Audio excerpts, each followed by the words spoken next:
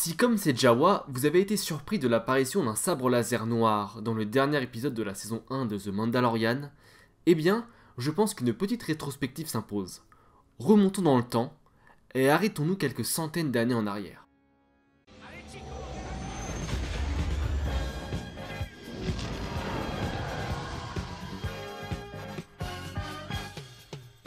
Voici Tar Vizsla, le premier Mandalorien ayant rejoint l'ordre des Jedi. C'est lui, le créateur de ce sabre si particulier. 1000 ans avant la guerre des clones, cette arme était un véritable symbole pour le peuple mandalorien. Après la mort de Tar Vizsla, le sabre resta aux mains des Jedi dans leur temple. Mais un membre du clan Vizsla récupéra l'arme et s'en servit pour rallier et unifier les clans mandaloriens. Le sabre noir devint le symbole du clan Vizsla, et plus tard d'un groupe de dissidents appelé Death Watch. C'est une arme respectée par la plupart des clans, et pendant un temps, pour gouverner Mandalore, il fallait porter cette arme. On n'entendit plus parler de ce sabre jusqu'à la guerre des clones, lorsque Pre Vizsla, chef de la Death Watch et descendant du clan Vizsla, se fasse connaître par ses agissements criminels. C'est un fervent défenseur des idéaux guerriers de son peuple, qui à l'époque avait disparu, laissant place au règne de la duchesse Satine, prônant la paix et le pacifisme.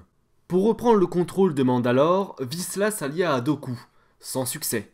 Puis Dark Maul et son frère Savage. Les Sith, aidés de Vizsla, forment alors le Collectif des Ombres, une organisation criminelle ralliant la Death Watch, le Soleil Noir, le syndicat Pike ainsi que le clan des Hutt.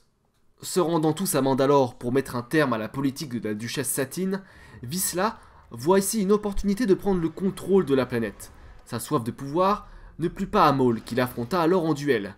Vizsla se servit du sabre noir, mais fut vaincu par Maul, qui récupéra le sabre et se proclama comme le nouveau chef de la Death Watch. Like you said, only the strongest shall rule. La prise du pouvoir de Maul ne fut cependant pas approuvée par tout le monde. Bo-Katan Kryze était l'une des Mandaloriennes notables à mener la résistance contre le Sith. Elle prit rapidement contact avec Coruscant pour recevoir le soutien des Jedi. Le maître Jedi Obi-Wan Kenobi fut envoyé sur place pour tenter de sauver la duchesse Satine. Malheureusement, c'est avec le sabre noir que Satine fut assassinée. Share my pain, Kenobi.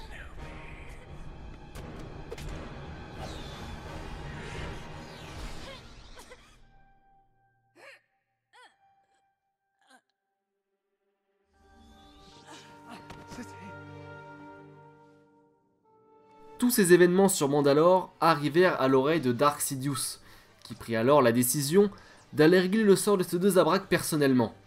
Lors d'un affrontement au sabre laser, Sidious maîtrisa les deux Sith. Le sabre noir fut alors perdu au cours de l'affrontement.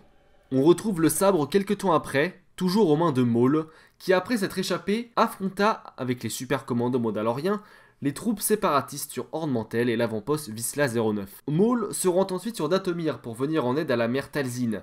Il se servit du sabre noir pour affronter une nouvelle fois le général Grievous. Puis, plus rien.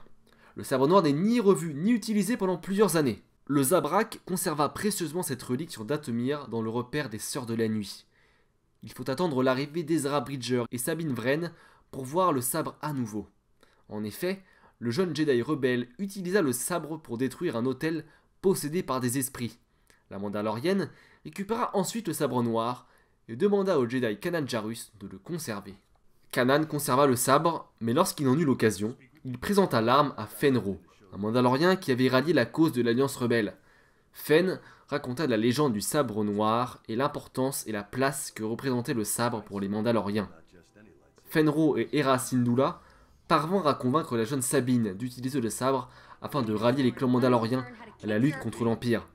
Sabine s'entraîna alors à manier le sabre non sans mal. Okay.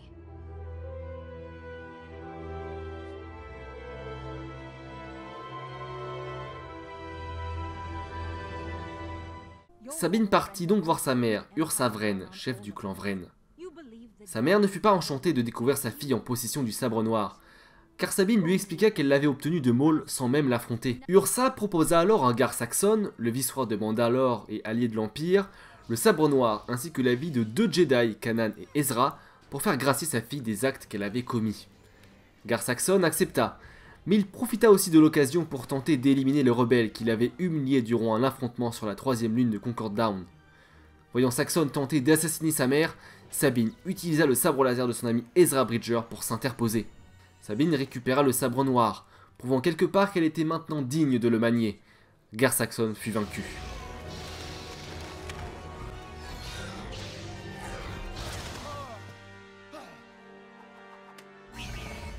Lors de différents affrontements sur Mandalore face à l'Empire, Sabine utilisa le sabre noir. C'est à ce moment-là qu'elle fit la connaissance de Bo-Katan.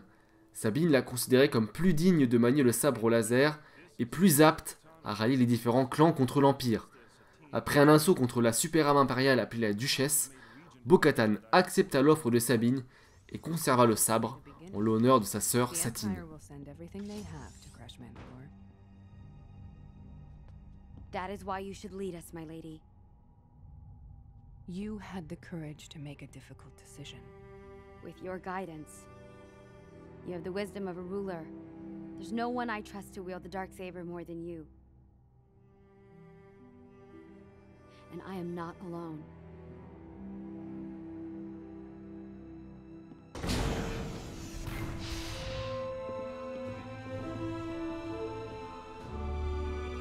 Clan Vizsla is with you. Clan Rook is with you. Clan Elder is with you. Clan Kreese is with you. The Protectors are with you. Clan Ren is with you. Now I understand why the saber came to me. It came to me so I could pass it to you. I accept this sword for my sister. For my clan. And for all of Mandalore.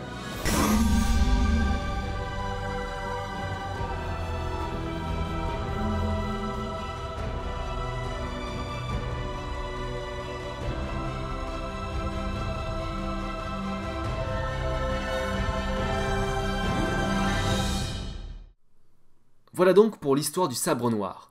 Mais comment raccoler les liens jusqu'à ça? Eh bien on ne peut pas.